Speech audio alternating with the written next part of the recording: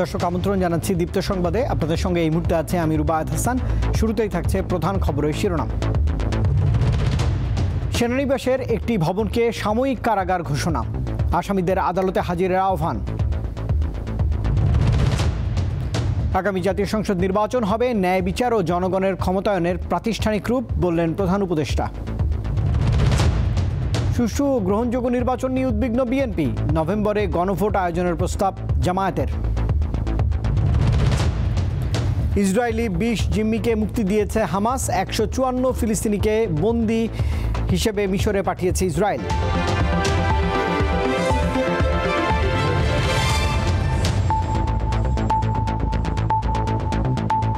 এবারে পুরো আয়োজন। গুমের ঘটনায় মানবতাবিরোধী অপরাধের মামলায় 15 জন সেনা কর্মকর্তাকে রাখার জন্য ঢাকা সেনানিবাসের একটি ভবনকে সাময়িক কারাগার ঘোষণা করা হয়েছে। এ বিষয়ে রবিবার প্রজ্ঞাপন জারি করে স্বরাষ্ট্র মন্ত্রণালয়। এ বিষয়ে আন্তর্জাতিক অপরাধ আদালতের চিফ প্রসিকিউটর জানিয়েছেন, সেনাবাহিনীর হেফাজতে থাকা সেনা সদস্যদের গ্রেপ্তার দেখানো হলে তাদের আদালতে হাজির করতে হবে। ট্রাইব্যুনালই ঠিক করবে আসামিদের কোথায় রাখা হবে। হাসিনা সরকারের আমলে গুমের ঘটনায় করা মামলায় সেনা কর্মকর্তাদের বিরুদ্ধে ট্রাইব্যুনাল থেকে পরোয়ানা জারির পর এখন তা নিয়ে চলছে তুমুল আলোচনা। গুম সংক্রান্ত মানবতা বিরোধী অপরাধের অভিযোগে আন্তর্জাতিক অপরাধ ট্রাইব্যুনালের গ্রেপ্তারি পরোয়ানাভুক্ত সেনা কর্মকর্তাদের মধ্যে 15 জনকে সেনা হেফাজতে নেয়ার ঘোষণার পরদিন রোববার এ বিষয়ে প্রজ্ঞাপন জারি করে স্বরাষ্ট্র মন্ত্রণালয়। এতে বলা হয়, ফৌজদারি কার্যবিধি এবং প্রিজন্স অ্যাক্ট 1894 প্রদত্ত ক্ষমতা বলে ঢাকা সেনানিবাসের বাসার রোড সংলগ্ন উত্তর দিকে অবস্থিত MES এর 54 নম্বর ভবনকে সাময়িকভাবে কারাগার ঘোষণা করা হলো। এ সিদ্ধান্ত অবিলম্বে কার্যকর করার কথা বলা হয়েছে প্রজ্ঞাপনে। তবে এই কারাগারে কাদের রাখা হবে সে ব্যাপারে বিস্তারিত কিছু জানানো হয়নি। এই আদেশটা পালনের ব্যাপারে সেনাবাহিনীর বিভিন্ন পর্যায়ের অফিসকে অবহিত করা হয়েছে। তারা কিন্তু গ্রেপ্তার করবেন না। তারা অবহিত থাকার অর্থ হচ্ছে, যখন পুলিশ এই গ্রেপ্তারি পরোয়ানাটা তামিল করতে যাবেন, তারা অবহিত থাকলে এই পরোয়ানাটা তামিল করতে তাদেরকে সাহায্য করতে পারবেন। সুতরাং অ্যারেস্টিংয়ের পাওয়ার কিন্তু আইন শৃঙ্খলা রক্ষাকারী বাহিনীর, অন্য কারণ নয়। একই সাথে তিনি জানান, দেশের যে কোনো স্থানকে কারাগার বানানোর এখতিয়ার সরকারের রয়েছে। যদি সরকার কোনো নির্দিষ্ট জায়গাকে সাবজেল ডিক্লেয়ার করে, সরকারের সেই ক্ষমতা আছে কোন জায়গাটাকে তারা জেল ঘোষণা করবেন, প্রিজন অথরিটির আওতায় নিয়ে আসবেন, এটা সরকারের স্বরাষ্ট্র মন্ত্রণালয়ের আওতাভুক্ত। সুতরাং এটা আমাদের কনসার্ন হওয়ার কোনো বিষয় নয়। কাউকে গ্রেপ্তার করবেন, তখন সরাসরি কিন্তু কাউকে জেলে নেওয়ার কোনো বিধান নাই। আইন হচ্ছে আসামিকে গ্রেপ্তার করে আদালতে আনতে হবে। এদিকে জুলাই আন্দোলনে মানবতা বিরোধী অপরাধের মামলায় শেখ হাসিনা সহ 3 জনের বিরুদ্ধে সোমবার দ্বিতীয় দিনের যুক্তিতর্ক উপস্থাপন শেষ হয়েছে। এ সময় মামলাটির 54 জন সাক্ষীর মধ্য থেকে বেশ কয়েকজনের জবানবন্দি ট্রাইব্যুনালে উপস্থাপন করেন চিফ প্রসিকিউটর। মাহিদুর রহমান, দীপ্ত সংবাদ, ঢাকা। আগামী ফেব্রুয়ারির জাতীয় সংসদ নির্বাচন হবে ন্যায় বিচার ও জনগণের ক্ষমতায়নের প্রাতিষ্ঠানিক রূপ, এমনটাই জানিয়েছেন অন্তর্বর্তীকালীন সরকারের প্রধান উপদেষ্টা অধ্যাপক মোহাম্মদ ইউনূস। সোমবার ইতালি রোমে বিশ্ব খাদ্য ফোরামের সমাবেশে কথা বলেছেন তিনি। জানিয়েছেন, ক্ষুধা নয়, অস্ত্রের পেছনে টাকা খরচ করা হচ্ছে পৃথিবী জুড়ে। সোমবার ইতালির রোমে বিশ্ব খাদ্য ফোরামের উদ্বোধনী অনুষ্ঠানে প্রধান বক্তা হিসেবে বক্তব্য দেন অধ্যাপক মোহাম্মদ ইউনূস। এ সময় বৈশ্বিক খাদ্য ও অর্থনৈতিক ব্যবস্থার পূর্ণ সংস্কারের আহ্বান জানিয়ে ক্ষুধামুক্ত বিশ্ব গড়তে 6 দফার একটি প্রস্তাব তুলে ধরেন তিনি। বলেন, ক্ষুধা নিবারণ নয়, বরং অস্ত্রের পেছনে টাকা খরচ করা হচ্ছে বিশ্বজুড়ে। আপনারা যুদ্ধ বন্ধ করুন, সংলাপ শুরু করুন এবং সংঘাতপূর্ণ অঞ্চলে খাদ্য পৌঁছানোর ব্যবস্থা নিশ্চিত করুন। এর মাধ্যমেই ক্ষুধা ও সংঘাতের দুষ্টচক্র পৃথিবীতে ভাঙতে হবে। ক্ষুধা কোনো অভাবের কারণে নয়, এটি আমাদের তৈরি করা অর্থনৈতিক কাঠামোর ব্যর্থতা। ডক্টর ইউনূস কথা বলেন দেশের আগামী জাতীয় সংসদ নির্বাচন নিয়ম। জানান, ন্যায় বিচার ও জনগণের ক্ষমতায়নের প্রাতিষ্ঠানিক রূপ হবে ফেব্রুয়ারির নির্বাচন। দেশের তরুণরা সাহস ও আশায় ভরপুর হয়ে গণতন্ত্র, শান্তি ও মানবাধিকারের জন্য লড়াই করেছে। তাদের দাবি ছিল ক্ষমতা জনগণের কাছে ফিরিয়ে দেওয়া, ন্যায়, অন্তর্ভুক্তি ও আস্থার ভিত্তিতে সমাজ গঠন। এই তরুণরাই এখন নতুন বাংলাদেশ গঠনে কাজ করছে, যেখানে জনগণ শাসনের কেন্দ্রে। আগামী ফেব্রুয়ারিতে জাতীয় নির্বাচন হবে, যার মাধ্যমে আমরা ন্যায় ও জনগণের ক্ষমতায়নের প্রতিশ্রুতির রূপ দেব। Today, those young people are engaged. আয়োজনে অধ্যাপক মোহাম্মদ ইউনুস জানিয়েছেন, বাংলাদেশ 17 কোটি মানুষের খাদ্যের যোগান দিচ্ছে, আশ্রয় দিয়েছে 13 লাখ রোহিঙ্গাকে। And also support Rubayet Hasan, দীপ্ত সংবাদ, ঢাকা। fled. অবাধ, সুষ্ঠু ও গ্রহণযোগ্য নির্বাচন নিয়ে উদ্বেগ প্রকাশ করেছেন বিএনপির মহাসচিব মির্জা ফখরুল ইসলাম আলমগীর। বলেছেন, পিআর ইস্যুটি আগামী সংসদের উপর ছেড়ে দিতে হবে। অসাম্প্রদায়িক জাতিকে নষ্টের চেষ্টা চলছে বলে অভিযোগ করেছেন বিএনপির এই মহাসচিব। খ্রিস্টান সম্প্রদায়ের সঙ্গে সমাজ ও সম্প্রীতি নিয়ে মতবিনিময় সভা করেছেন বিএনপি মহাসচিব মির্জা ফখরুল ইসলাম আলমগীর।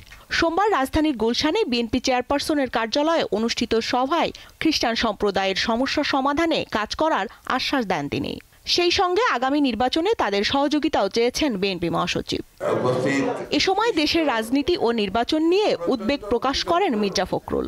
পিআর অর্থাৎ আপনার প্রপোর্শনেট রিপ্রেজেন্টেটিভস, এই বিষয়টা অনেক দেশে আছে, কিন্তু এটার সঙ্গে আমাদের দেশের মানুষ কিন্তু খুব বেশি পরিচিত না।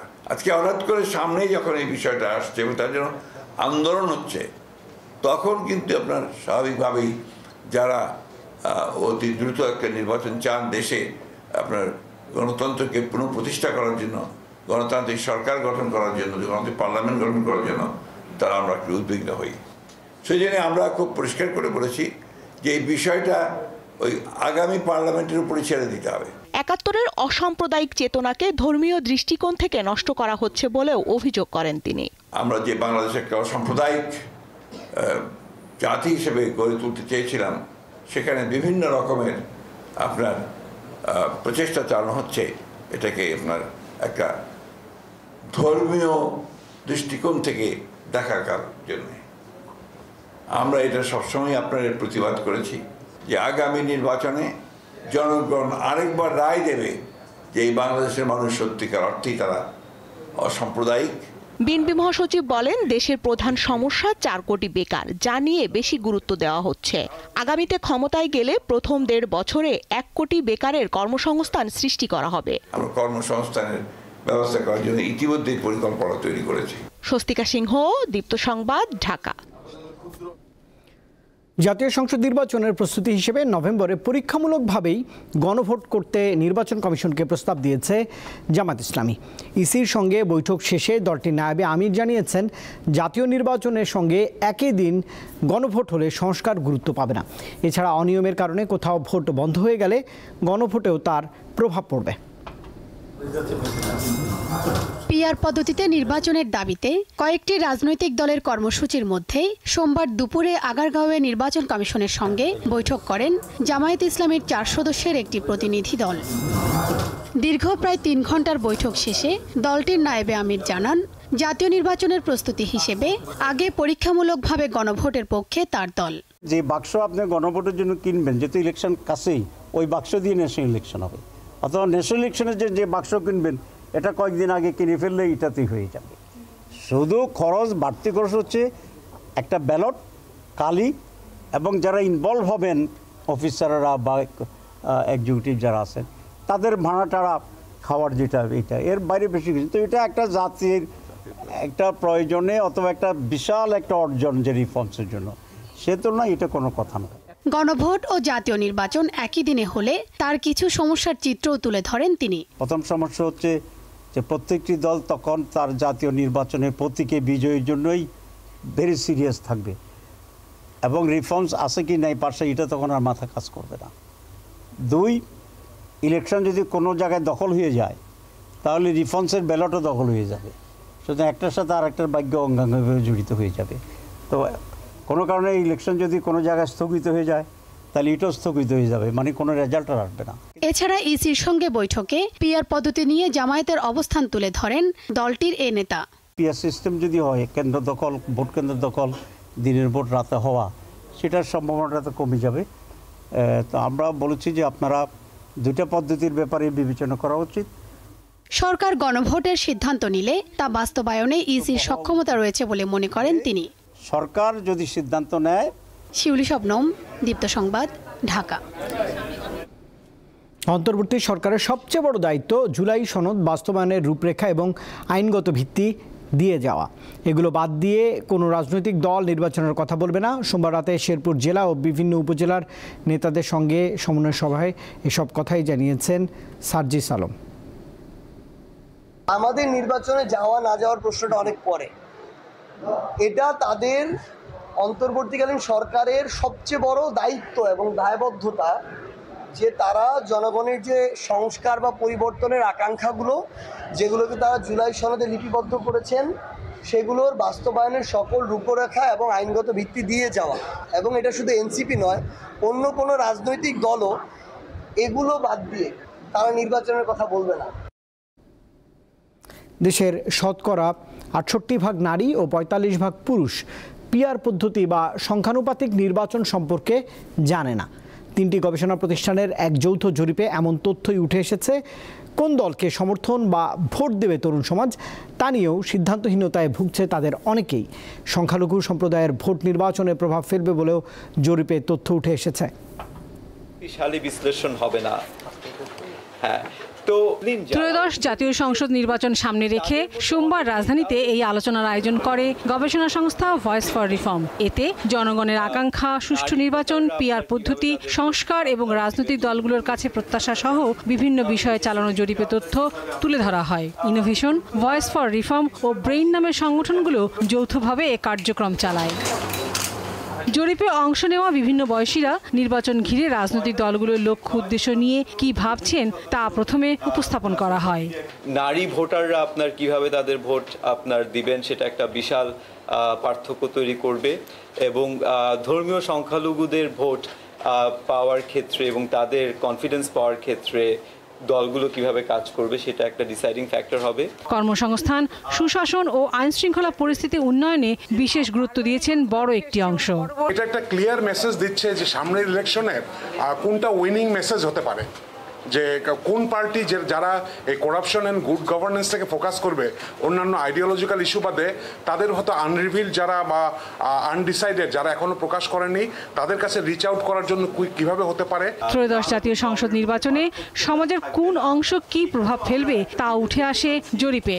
মূলত বেসিক গভর্নেন্সের জায়গাটাই কিন্তু মানুষের প্রত্যাশা, আর ইকোনমিক গভর্নেন্স এবং ওভারঅল গভর্নেন্স এই মূল্যস্ফীতি একটা বড় দুশ্চিন্তার কারণ।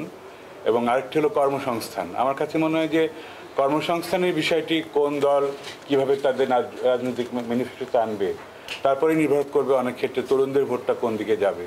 2 পর্বে চালানো হয় এই জরিপ। প্রথম পর্ব 19 ফেব্রুয়ারি থেকে 3 মার্চ এবং দ্বিতীয় পর্ব চলে 2 সেপ্টেম্বর থেকে 15 সেপ্টেম্বর পর্যন্ত।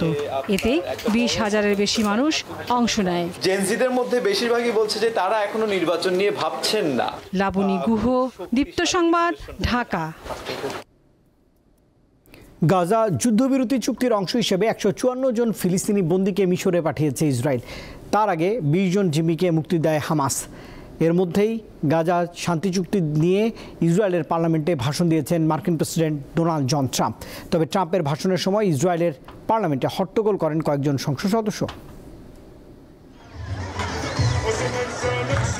অবশেষে গাজা শান্তি চুক্তি বাস্তবায়িত হচ্ছে। 2 বছরের রক্তক্ষয়ী সংঘাতের পর ইসরায়েল ও হামাসের মধ্যে সাম্প্রতিক সময়ে সই হওয়া যুদ্ধবিরতির আওতায় সোমবার 154 জন ফিলিস্তিনি বন্দীকে মিশরে পাঠিয়েছে ইসরায়েল। সংবাদ মাধ্যম আল জাজিরার প্রতিবেদনে বলা হয়েছে, এই বন্দীরা তাদের মুক্তির চূড়ান্ত ধাপ সম্পন্ন না হওয়া পর্যন্ত মিশরে অবস্থান করবেন। এর মধ্য দিয়ে ফিলিস্তিন ও ইসরায়েলের মধ্যে চলমান বন্দী বিনিময় প্রক্রিয়ার একটি গুরুত্বপূর্ণ ধাপ সম্পন্ন হয়েছে। গাজা থেকে মুক্তি পেয়েছেন 20 জন ইসরায়েলি বন্দী। তাদের আন্তর্জাতিক রেড ক্রস কমিটির মাধ্যমে ইসরায়েলি বাহিনীর কাছে হস্তান্তর করা হয়। চুক্তির অন্যতম শর্ত ছিল হামাস ইসরায়েলি জিম্মিদের মুক্তি দেবে আর ইসরায়েল মুক্ত করবে বিপুল সংখ্যক ফিলিস্তিনি বন্দী যারা অনেক বছরের পর বছর ধরে কারাবন্দী ছিলেন। এদিকে বন্দি বিনিময়ের মধ্যেই ইসরায়েলের পার্লামেন্ট নেসেটে ভাষণ দেন মার্কিন প্রেসিডেন্ট ডোনাল্ড ট্রাম্প। এ সময় ইসরায়েল সহ যুদ্ধবিরতি চুক্তি স্বাক্ষরে ভূমিকা রাখায় আরব বিশ্বের দেশগুলোকেও ধন্যবাদ জানান ট্রাম্প। আজ একটি নতুন মধ্যপ্রাচ্যের ঐতিহাসিক ভোর। ইসরায়েলের প্রধানমন্ত্রী বেনিয়ামিন নেতানিয়াহুকে ধন্যবাদ জানাই। তিনি অসাধারণ সাহসী একজন মানুষ। এখন থেকে ইসরায়েলের স্বর্ণযুগ আসবে।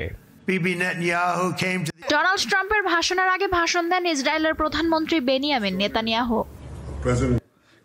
ধন্যবাদ প্রেসিডেন্ট ট্রাম্প। হোয়াইট হাউসে ইসরায়েলের সবচেয়ে ভালো বন্ধু হলেন ট্রাম্প। এত কিছু ইসরায়েলের জন্য কেউ কখনোই করেনি। ইসরায়েলের পার্লামেন্ট নেসেটে ডোনাল্ড ট্রাম্পের ভাষণ চলাকালে হট্টগোল সৃষ্টি করেন কয়েকজন সংসদ সদস্য, যার ফলে মার্কিন প্রেসিডেন্টকে কিছুক্ষণের জন্য ভাষণ থামাতে হয়। লুৎফা ফৌজিয়া, দীপ্ত, বার্তাকক্ষ। ভাতা বাড়ানোর দাবিতে দেশের বিভিন্ন বেসরকারি শিক্ষা প্রতিষ্ঠানে কর্মবিরতি পালন করছেন শিক্ষক ও কর্মচারীরা। ভোলার অন্তত 400 শিক্ষা প্রতিষ্ঠানে চলছে এমন কর্মসূচি। সকালে নিজের প্রতিষ্ঠানে উপস্থিত হলেও শ্রেণীকক্ষে পাঠদান থেকে বিরত থাকেন শিক্ষকরা। দাবি আদায় না হওয়া পর্যন্ত এমন কর্মবিরতি চালিয়ে যাওয়ার ঘোষণাও দিয়েছেন তারা। একইভাবে শেরপুরেও চলছে শিক্ষকদের কর্মবিরতি। এমপিভুক্ত স্কুল, কলেজ ও মাদ্রাসার শিক্ষকরা মূল বেতনের 20% বাড়ি ভাড়া ভাতা দাবি করছেন। এছাড়া গেল রবিবার শিক্ষকদের ওপর হামলার প্রতিবাদেও এই কর্মবিরতির আয়োজন করা হয়।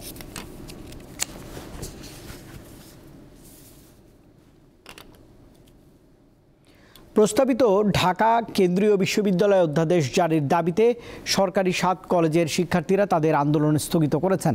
সোমবার শিক্ষা মন্ত্রণালয়ের কর্মকর্তাদের সঙ্গে বৈঠক শেষে সন্ধ্যায় এই আন্দোলন স্থগিত করার ঘোষণা দিয়েছেন শিক্ষার্থীরা। 7 কলেজের শিক্ষার্থীদের প্রতিনিধি দল জানায়, তাদের প্রতিনিধি দলের সঙ্গে শিক্ষা মন্ত্রণালয়ের শিক্ষা উপদেষ্টার সঙ্গে বৈঠক হয়েছে। তিনি জানিয়েছেন, অধ্যাদেশের প্রায় অর্ধেক কাজ শেষ হয়ে গেছে। শিক্ষক, শিক্ষার্থী, ছাত্র সংগঠন, শিক্ষাবিদ সহ বিভিন্ন সংশ্লিষ্ট ব্যক্তিবর্গের সঙ্গে আলোচনা করে এই অধ্যাদেশ দেওয়া হবে। শিক্ষা উপদেষ্টার আশ্বাস পাওয়ার পর আন্দোলন স্থগিত করেছেন এই শিক্ষার্থীরা। এর আগে ঢাকা 7টি বড় সরকারি কলেজ একীভূত করে প্রস্তাবিত ঢাকা সেন্ট্রাল ইউনিভার্সিটির চূড়ান্ত অধ্যাদেশ জারির দাবিতে সকালে রাজধানীর শিক্ষা ভবন সংলগ্ন রাস্তায় অবস্থান নিয়ে বিক্ষোভ করেন ওই 7 কলেজের শিক্ষার্থীরা।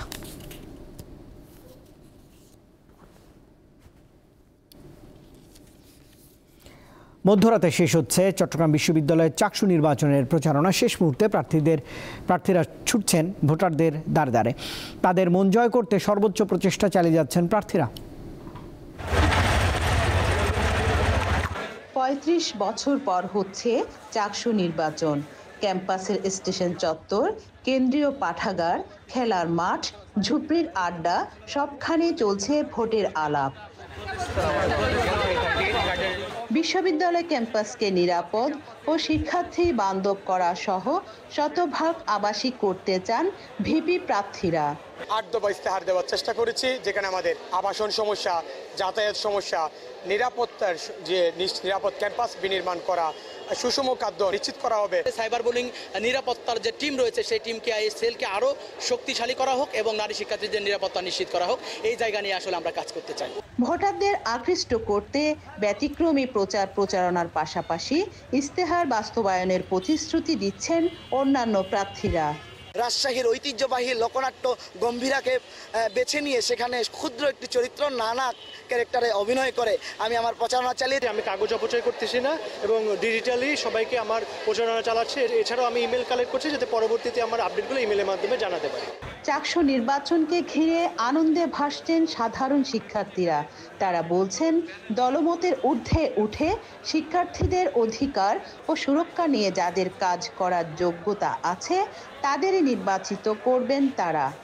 স্বতন্ত্র কেউ আসুক, নিরপেক্ষ কেউ আসুক, যারা স্টুডেন্টের বয়স হবে। গুরুত্বপূর্ণ যে বিষয়টা আমাদের ক্যাম্পাসে নিরাপত্তা নিশ্চিত করা, সে যে বিভিন্ন ব্যালট দিচ্ছে, সুন্দর সুন্দর ব্যালট করছে, খুবই ভালো লাগছে। 15 অক্টোবর হবে চাকসু নির্বাচন। কেন্দ্রীয় সংসদ ও হল সংসদ নির্বাচনে অংশ নিচ্ছে মোট 13টি প্যানেল, আর ভোট দেবেন 27,516 জন। রুনা আনসারি, দীপ্ত সংবাদ, চট্টগ্রাম। জামায়াতে ইসলামী সম্পর্কে হেফাজতের আমিরের বক্তব্য সম্পূর্ণ তাঁর ব্যক্তিগত। এর দায় হেফাজত ইসলাম নেবে না বলে মন্তব্য করেছেন সংগঠনটির যুগ্ম মহাসচিব মামুনুল হক। সকালে ঢাকা রিপোর্টার্স ইউনিটিতে সংবাদ সম্মেলনে তিনি বলেন, হেফাজত ইসলাম সম্পূর্ণ অরাজনৈতিক একটি সংগঠন, তাই জাতীয় নির্বাচনে কোনো জোট বা আসন সমঝোতা যাবে না এই সংগঠনটি। আর সম্প্রতি জামায়াতে ইসলামী সম্পর্কে হেফাজতের আমিরের বক্তব্যে প্রসঙ্গ বক্তব্যের প্রসঙ্গে তিনি বলেছেন, হেফাজতের কোনো নেতা রাজনৈতিক বক্তব্য দিলে সেটি তার ব্যক্তিগত, হেফাজতের নয়। পরে সংবাদ সম্মেলনে রাষ্ট্রীয়ভাবে 5 মের শাপলা গণহত্যা দিবস ঘোষণাসহ 3 দফা দাবি জানানো হয়। যেই বিষয়ে প্রশ্ন এসেছে, আমরা মনে করি যে এটি আল্লামা মুহিবুল্লাহ বাবুনগরী হাফিজাহুল্লাহ, এটি ওনার সর্বোচ্চ অভিভাবকত্বের জায়গা থেকে ওনার মতামত।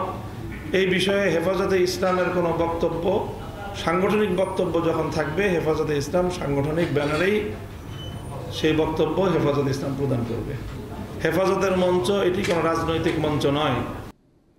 শারদীয় দুর্গাপূজা উৎসাহ উদ্দীপনায় উদযাপিত হলেও কোনো কোনো প্রতিমার অবয়বে অশুভ শক্তির প্রকাশে শৈল্পিক দৃষ্টিভঙ্গি বা অসচেতনতাকে কেন্দ্র করে সরকার আইনি পদক্ষেপ নিয়েছে।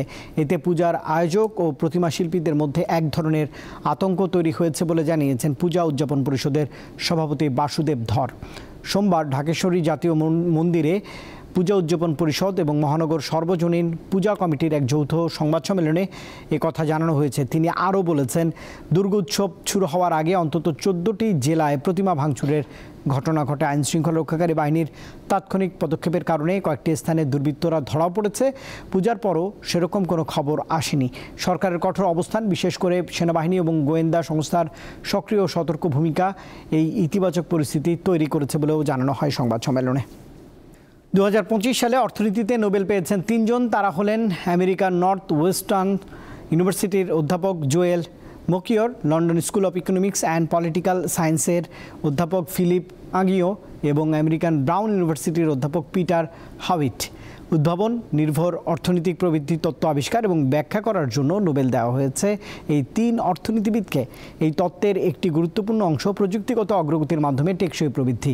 এটি প্রণয়ন ও ব্যাখ্যার জন্য পুরস্কারের অর্ধেক অর্থ পাবেন জোয়েল মকিয়র। তত্ত্বের অপর অংশ সৃজনশীল বিনাশ। প্রণয়ন ও ব্যাখ্যার জন্য পুরস্কারের বাকি অর্ধেক ভাগাভাগি করে নেবেন ফিলিপ আগিও এবং পিটার হাউইট। এই ঘোষণার মধ্য দিয়ে আনুষ্ঠানিকভাবে এবছরের নোবেল পুরস্কার ঘোষণা শেষ হলো। মৌসুমি ঝড়ের আঘাতে এবং ভারী বর্ষণের জেরে সৃষ্ট বন্যা ও ভূমিধসে মেক্সিকোতে মৃতের সংখ্যা বেড়ে 44 জনে দাঁড়িয়েছে। 27 জন এখনও নিখোঁজ রয়েছেন। নিহতের সংখ্যা আরও বাড়তে পারে বলে জানিয়েছে দেশটির কর্তৃপক্ষ। রবিবার দেশটির কেন্দ্রীয় দুর্যোগ মোকাবিলা দফতর জানিয়েছে, মৌসুমি ঝড় প্রিসিলা এবং রেমন্ডের আঘাত এবং ভারী বর্ষণের জেরে সৃষ্ট বন্যা ভূমিধসে মেক্সিকোর 5টি রাজ্য ক্ষতিগ্রস্ত হয়েছে। সবচেয়ে বেশি ক্ষতিগ্রস্ত হয়েছে ভেরাক্রুজ। এই রাজ্যের বিভিন্ন এলাকা থেকে 18 জনের মরদেহ উদ্ধার করা হয়েছে। বিবৃতিতে আরও বলা হয়েছে, প্রবল বৃষ্টির জেরে দেশের বিভিন্ন জায়গায় এরই মধ্যে ভূমিধস হয়েছে। ঝোড়ো হাওয়ায় অনেক এলাকায় গাছ ও বৈদ্যুতিক খুঁটি উপড়ে বাড়িঘরের উপর পড়েছে। এফসি এশিয়ান কাপ বাছাই হংকং চায়নার বিপক্ষে অ্যাওয়ে ম্যাচে আগামীকাল মাঠে নামবে বাংলাদেশ ফুটবল দল। হংকংয়ের কাইতাক স্পোর্টস পার্ক স্টেডিয়ামে ম্যাচটি শুরু হবে সন্ধ্যা 6টায়। এখনও কোনো ম্যাচ জিততে না পারা বাংলাদেশের জন্য এই ম্যাচটা বেশ গুরুত্বপূর্ণ। এটি জিততে পারলে মূল পর্বে খেলার আশা কিছুটা হলেও টিকে থাকবে, আর হারলেই শেষ স্বপ্ন। দিনটার কথা ভুলে যেতে চাইবে হামজা শামিদ সোমরা। 9 অক্টোবর ঢাকা স্টেডিয়ামে হংকংয়ের বিপক্ষে রোমাঞ্চকর লড়াইয়ে ড্রয়ের সম্ভাবনা জাগিয়েও হতাশার এক গল্প লেখে বেঙ্গল টাইগাররা। সেই দলের বিপক্ষেই এবার ফিরতি ম্যাচে জয়ের প্রত্যাশা নিয়ে মাঠে নামবে জামাল ভুঁইয়ারা। হংকং চায়নার কাছে ফিরতি ম্যাচেও হারলে 2027 এশিয়ান কাপে খেলার সুযোগ কাগজে কলমেও শেষ হয়ে যাবে বাংলাদেশ দলের। আগের ম্যাচের ভুলগুলো শুধরে এই ম্যাচে ভালো খেলতে চায় ছেলেরা, আর আমাদের লক্ষ্য পূর্ণ 3 পয়েন্ট নিয়ে ঘরে ফেরা। ঢাকায় হংকং ম্যাচে কোচ কাবরেরার একাদশ নির্বাচন ও কৌশল নিয়ে নানা আলোচনা সমালোচনা হচ্ছে ফুটবল মহলে। তাই হংকং চায়নার বিপক্ষে এই ম্যাচ তার জন্য হয়ে দাঁড়িয়েছে অগ্নি পরীক্ষা। গত ম্যাচে আমরা যেই পরিকল্পনা নিয়ে নেমেছিলাম, এই ম্যাচেও একই পরিকল্পনা থাকবে। তবে খেলোয়াড়েরা মূল একাদশে থাকুক কিংবা বদলি হিসেবে নামুক না কেন, তাদের দায়িত্ব একই থাকবে। অন্যদিকে হংকং চায়না সবশেষ বাংলাদেশকে হারানোর সুখস্মৃতি নিয়েই মাঠে নামবে। দলে আছে Brazil, Spain, Cameroon, Nigeria, France, Japan ও স্কটল্যান্ডের খেলোয়াড়। তাই জয়ে চোখ থাকবে তাদের। দলটার বিপক্ষে এখন পর্যন্ত 5 বারের সাক্ষাতে কখনোই জয় পায়নি বাংলাদেশ দল। সর্বোচ্চ সাফল্য বলতে 2003 সালে AFC বাসাইয়ের ম্যাচে 2-2 গোলের ড্র। ঈশান হাসান, দীপ্ত স্পোর্টস। দর্শক, বাংলাদেশ ফুটবল দলের জন্য শুভকামনা। এই খবরের মধ্যে দিয়ে শেষ করছি। রাতের দীপ্ত সংবাদ শেষ করার আগে প্রধান খবরের শিরোনাম জানাবো আরেকবার। সেনানিবাসের একটি ভবনকে সাময়িক কারাগার ঘোষণা, আসামিদের আদালতে হাজিরের আহ্বান। আগামী নির্বাচন হবে ন্যায় বিচার ও জনগণের ক্ষমতায়নের প্রাতিষ্ঠানিক রূপ, বললেন প্রধান উপদেষ্টা। সুষ্ঠু ও গ্রহণযোগ্য নির্বাচন নিয়ে উদ্বিগ্ন বিএনপি, নভেম্বরে গণভোট আয়োজনের প্রস্তাব জামায়াতের। ইসরায়েলি 20 জন জিম্মিকে মুক্তি দিয়েছে হামাস, 154 ফিলিস্তিনিকে মিশরে পাঠালো ইসরায়েল। আর দর্শক, এই ছিল এখনকার মতো। এতক্ষণ সঙ্গে থাকবার জন্য ধন্যবাদ সবাইকে। আরও তথ্য বিনোদনের জন্য আপনি যুক্ত থাকতে পারেন দীপ্ত টেলিভিশনের ডিজিটাল প্ল্যাটফর্মগুলোতে। শুভরাত্রি।